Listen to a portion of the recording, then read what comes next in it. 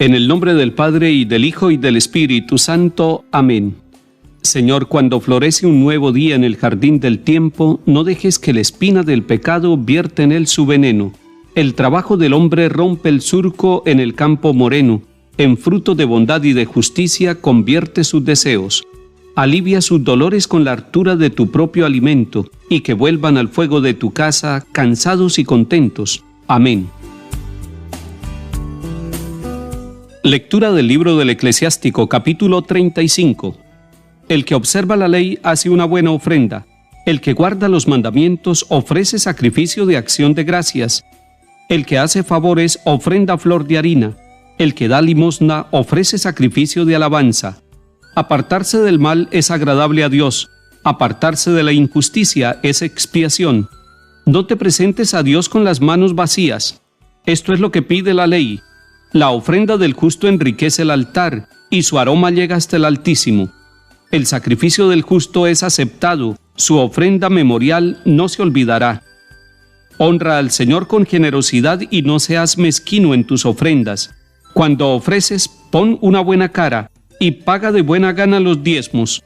Da al Altísimo como Él te dio, generosamente según tus posibilidades, porque el Señor sabe pagar y te dará 7 veces más. No lo sobornes, porque no lo acepta. No confíes en sacrificios injustos, porque es un Dios justo, que no puede ser parcial. Palabra de Dios. Te alabamos, Señor. No te presentes a Dios con las manos vacías. Esta frase clara que nos está ofreciendo el libro del Eclesiástico en el capítulo 35, no te presentes a Dios con las manos vacías, tiene una explicación, porque cuando uno piensa en esa frase cree que Dios está esperando que nosotros lleguemos con las manos llenas de dones para ofrecérselas a Él. Y realmente son las manos de Dios las que están llenas de sus dones, de su amor misericordioso para con cada uno de nosotros. ¿Qué es lo que nos está pidiendo la palabra de Dios cuando nos dice no te presentes a Dios con las manos vacías? Nos está diciendo que guardemos los mandamientos, que hagamos favores, que demos limosna, pero además que nos apartemos del mal y que nos apartemos de toda injusticia.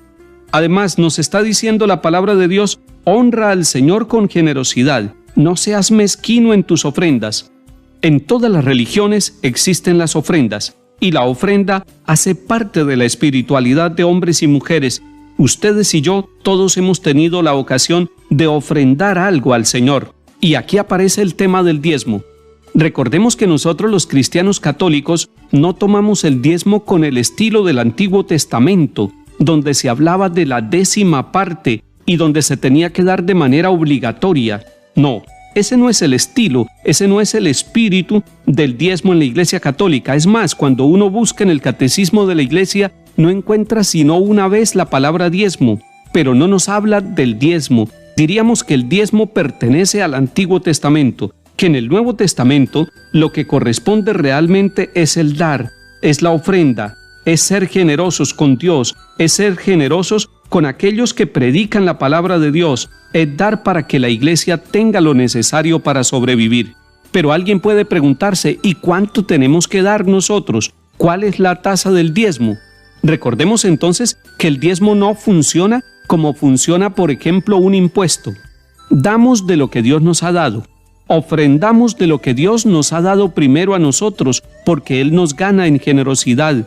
Él va primero con las manos llenas hacia nosotros, y su familia y mi familia, todos nosotros, a pesar de que tengamos dificultades económicas, vemos las manos llenas de Dios Padre, ofreciéndonos lo que necesitamos en nuestra vida, ofreciéndonos salud, ofreciéndonos una vivienda, ofreciéndonos trabajo, ofreciéndonos el alimento de cada día. Cuando nosotros nos damos cuenta de que Dios sale a nuestro encuentro con las manos llenas, entonces nosotros somos capaces de ofrecer de lo que recibimos de las manos de Dios. Se convierte como en una acción de gracias. Qué bueno cuando nosotros entendemos la ofrenda como acción de gracias, no como un tributo, no como un impuesto, sino como una acción de gracias. Cualquier ofrenda que se haga a la iglesia, la hacemos con la alegría de saber que Dios nos dio primero y que le damos a la iglesia de lo que Dios nos ha dado a nosotros. El 5.º mandamiento de la Iglesia Católica dice ayudar a las obras materiales y a la evangelización de la iglesia. Y no nos está diciendo cuánto tenemos que dar. En la Iglesia Católica no hay una tasa definida, sino que nos dejamos guiar por la palabra de Dios, donde dice, da al Altísimo como Él te dio. Y eso es muy importante. Primero Dios nos da y luego nosotros compartimos con la iglesia. Y da generosamente, nos advierte que no demos de lo que nos sobra, sino incluso de lo que tenemos para vivir. Y nos dice, da según tus posibilidades. Cada familia, cada comunidad, cada persona va dando según sus posibilidades. Ningún sacerdote católico cobra el diezmo con una tasa fija. Está diciendo, den según su posibilidad, pero den generosamente, porque el Señor sabe pagar y le dará 7 veces más de lo que usted ha dado. Pero nosotros no damos para que el Señor nos dé 7 veces más. Eso sería sobornarlo. Y resulta que la palabra de Dios hoy nos está aclarando también, no lo sobornes porque no lo acepta. Es decir, no podemos nosotros pretender darle a Dios para que Él nos dé.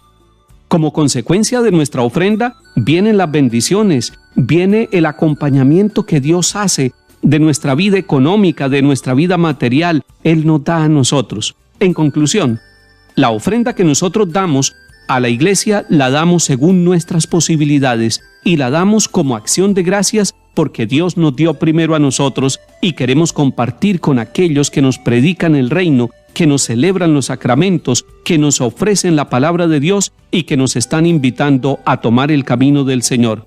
Si en esta semana, si en este tiempo, si en este mes su familia tiene la posibilidad de ofrendar algo para el sostenimiento de la iglesia, hágalo con cariño, hágalo con gratitud y hágalo según sus posibilidades.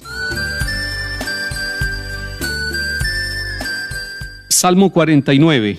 Congréguenme a mis fieles que sellaron mi pacto con un sacrificio. Proclame el cielo su justicia, Dios en persona va a juzgar. Escucha, pueblo mío, que voy a hablarte. Israel, voy a dar testimonio contra ti, yo el Señor tu Dios. No te reprocho tus sacrificios, pues siempre están tus holocaustos ante mí. Ofrece a Dios un sacrificio de alabanza, cumple tus votos al Altísimo. El que me ofrece acción de gracias, ese me honra. Al que sigue buen camino, le haré ver la salvación de Dios. Lectura del Santo Evangelio según San Marcos, capítulo 10. En aquel tiempo Pedro se puso a decir a Jesús, «Ya ves que nosotros lo hemos dejado todo y te hemos seguido». Jesús dijo, «Les aseguro que quien deje casa o hermanos o hermanas, o madre o padre, o hijos o tierras, por mí y por el Evangelio, recibirá ahora, en este tiempo, 100 veces más casas y hermanos y hermanas y madres e hijos y tierras, con persecuciones, y en la edad futura, vida eterna. Muchos primeros serán últimos, y muchos últimos primeros». Palabra del Señor. Gloria a ti, Señor Jesús. Este texto que escuchamos hoy es continuación del que escuchamos ayer. Una persona con riquezas se acercó a Jesús para pedirle qué era necesario para ganar la vida eterna, y Jesús aprovechó para enseñar: es necesario cumplir los mandamientos como los había cumplido esa persona. Es necesario ser pobre junto con los demás pobres, superando cualquier actitud de rico, y la actitud de rico es la que pone la confianza en el dinero. Y tercero, seguir a Jesús. Y hoy el evangelista nos está diciendo que Pedro intervino y le dijo a Jesús con toda sinceridad: nosotros lo hemos dejado todo y te hemos seguido. En este pasaje, Pedro no dice qué nos va a corresponder, pero lo está insinuando. Y Jesús le dijo a Pedro, a sus discípulos y a nosotros algo muy interesante, y es: cuando nosotros dejamos todo lo que tenemos, cuando nosotros ponemos en primer lugar el seguimiento del Señor, cuando ponemos en primer lugar el mensaje del Evangelio que el Señor nos da, y somos capaces de poner en segundo lugar el resto, incluso la familia, incluso los bienes familiares, hermanos, hermanas, madre o padre, o los hijos, pero también los bienes materiales, las casas, la tierra. Cuando nosotros ponemos en primer lugar a Dios y en segundo lugar esos tesoros que Dios nos da, familia, casa, tierra para trabajar, entonces viene un intercambio generoso de parte de Dios. Él nos da el 100 por 1, ¿Qué es lo que significa? Nos está diciendo el Señor que nos va a volver terratenientes y que vamos a tener muchas mamás y que vamos a tener muchas esposas y que vamos a tener muchas hermanas y hermanos. Nos está diciendo que cuando nosotros somos capaces de poner en primer lugar a Dios, cuando somos capaces de poner en primer lugar el Evangelio, nosotros empezamos a descubrir a los otros como hermanos. Nosotros empezamos a descubrir a los otros como nuestra propia familia, la familia de Dios. Todo lo que tenemos lo hemos recibido de Dios, que no nos apegamos a nada de lo que hemos recibido, que nos apegamos al amor de Dios, a su misericordia, a su presencia en nuestra vida. Que el Señor nos bendiga y acompañe en el nombre del Padre y del Hijo y del Espíritu Santo. Amén.